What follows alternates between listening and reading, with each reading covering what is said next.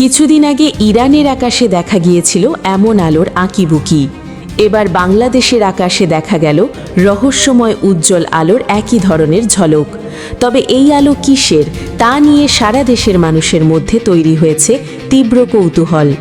আলোর বিভিন্ন ছবি ও ভিডিও ইতোমধ্যেই ছড়িয়ে পড়েছে সামাজিক যোগাযোগ মাধ্যম ফেসবুকে। কেউ বলছেন এটি উল্কাপাত, কেউ দাবি করছেন ভিন গ্রহের কোনো যান, আবার অনেকের ধারণা এটি ভারতের দূরপাল্লার ক্ষেপণাস্ত্র পরীক্ষার আলোকছটা। শুক্রবার সন্ধ্যায় কক্সবাজার থেকে মাদারীপুর পর্যন্ত দেশের দক্ষিণ ও দক্ষিণ পশ্চিমাঞ্চলের আকাশে কয়েক মিনিট ধরে দেখা যায় এই অদ্ভুত আলো। আবহাওয়াবিদরা বলছেন এটি কোনো প্রাকৃতিক ঘটনা নয়, ফলে রহস্য আরও ঘনীভূত হয়েছে। আকাশ জুড়ে দেখা সেই আলোকশিখা ঘিরে শুক্রবার সন্ধ্যার পর দেশের বিভিন্ন অঞ্চলের আকাশে দেখা যায় এক রহস্যময় আলোর ঝলক। এরপর থেকেই আলোচনার কেন্দ্রবিন্দুতে উঠে আসে এই অদ্ভুত আলোকছটা। প্রত্যক্ষদর্শীরা বলছেন আকাশে হঠাৎ করে দেখা যায় লম্বা উজ্জ্বল আলোর রেখা। কেউ এটিকে উল্কাপাত মনে করছেন, কেউ বলছেন এটি ভিন গ্রহের কোনো যান বা ইউএফও, আবার অনেকে ধারণা করছেন এটি কোনো দূরপাল্লার মিসাইল পরীক্ষার অংশ হতে পারে। আবহবিদরা বলছেন এটি কোনো প্রাকৃতিক আবহ ঘটনা নয়।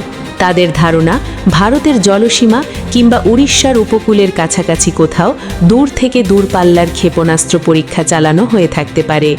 অতীতেও ভারতের অগ্নি সিরিজের ক্ষেপণাস্ত্র পরীক্ষার সময় বাংলাদেশ ও পশ্চিমবঙ্গের আকাশে একই ধরনের আলোর রেখা দেখা গিয়েছিল বলে জানিয়েছেন তারা।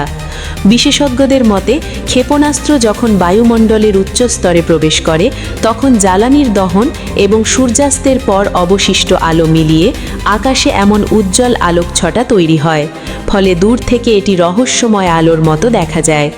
এই ঘটনার সঙ্গে ভারতের বহুল আলোচিত অগ্নি 6 ক্ষেপণাস্ত্র প্রকল্পের সঙ্গে রয়েছে।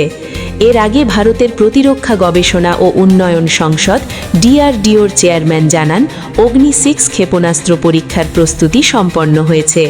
তবে এই মিসাইল পরীক্ষা নিয়ে ভারতের পক্ষ থেকে আনুষ্ঠানিকভাবে কিছু জানানো হয়নি। তবে বঙ্গোপসাগরে আগে থেকেই নোটাম জারি করে রেখেছিল দেশটি। অগ্নি 6 হচ্ছে ভারতের নতুন প্রজন্মের আন্তঃমহাদেশীয় ব্যালিস্টিক মিসাইল।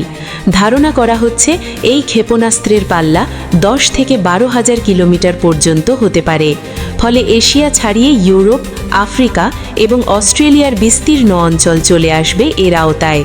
বর্তমানে কেবলমাত্র আমেরিকা, রাশিয়া, চীন এবং উত্তর কোরিয়ার কাছে 12,000 কিলোমিটারের বেশি পাল্লার ICBM প্রযুক্তি রয়েছে।